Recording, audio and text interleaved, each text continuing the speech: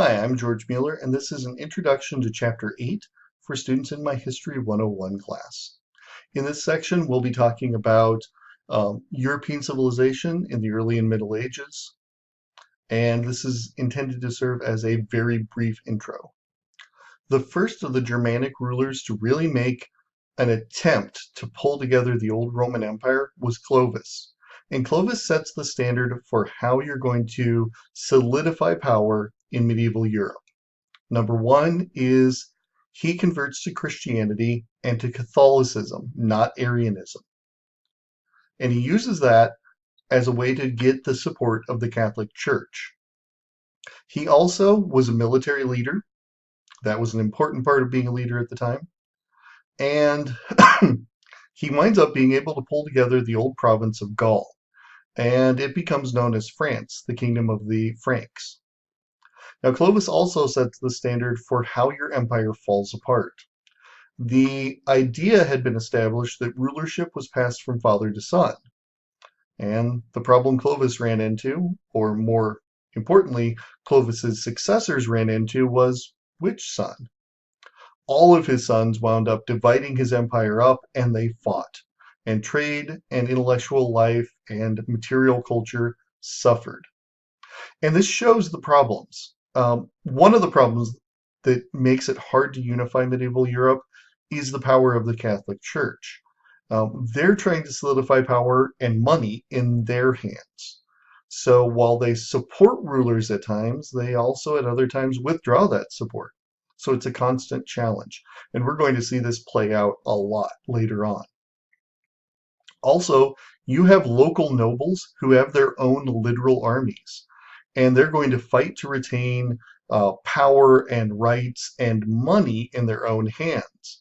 And typically, a number of nobles can band together within a kingdom and have more money and military power than the ruler of that land. So there's always this problem of keeping the barons in line.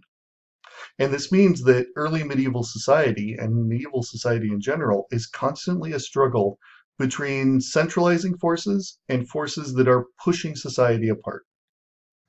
The next group who are going to make an attempt to unify Europe into one kingdom are the Carolingians under Charlemagne. Charlemagne, like his predecessors, was a great military leader. He won a number of battles, but he also had a keen eye for politics. And he establishes an idea that's going to be one of the defining characteristics of medieval leadership. And that's the idea of divine right of kings. That's the idea that a king is literally chosen by God to rule. And this is going to be something that will hold on up until the modern era. In fact, this is one of the things that separates the modern era from earlier eras. Once this idea is abandoned, we move into modern politics. Another thing that's going to develop during this era is a political system known as vassalage.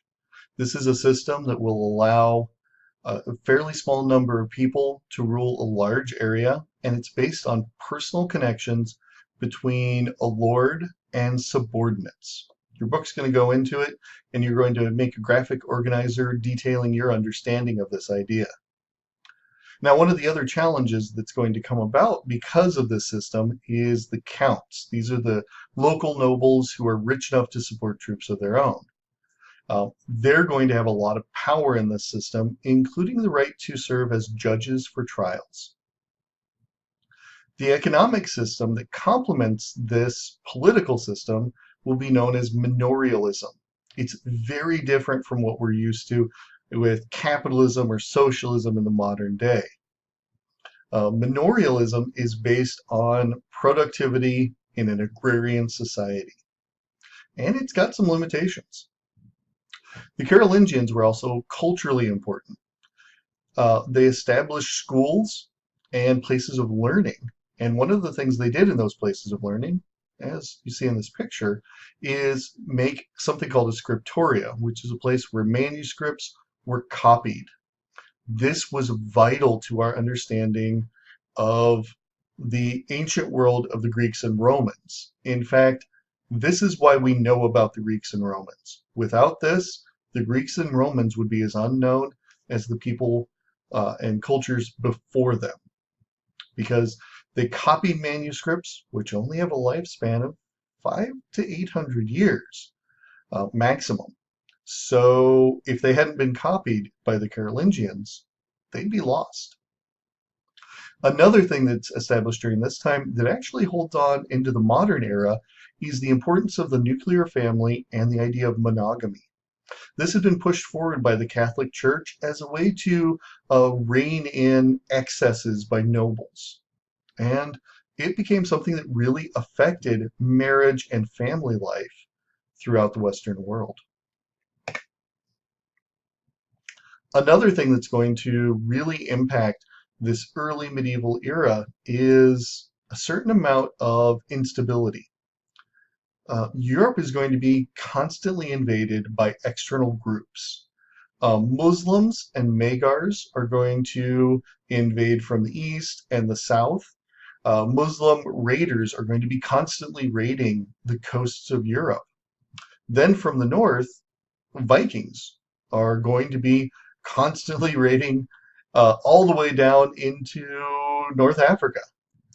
And this creates a situation of great uncertainty.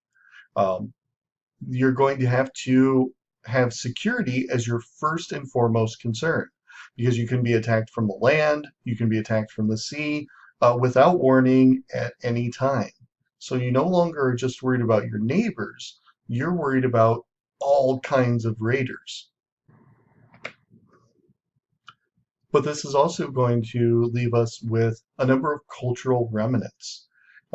There are Viking elements in Western culture, especially in the Scandinavian countries, um, that range from medieval reenactments, which are popular, to people who have gone full Viking and live in communal Viking period style homes today in 2018.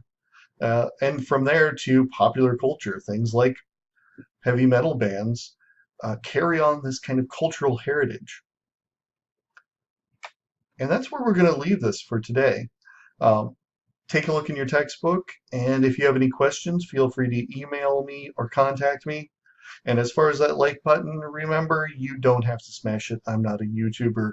You can contact me through email or send me a text at any time. Thanks a lot, and I'll see you next time.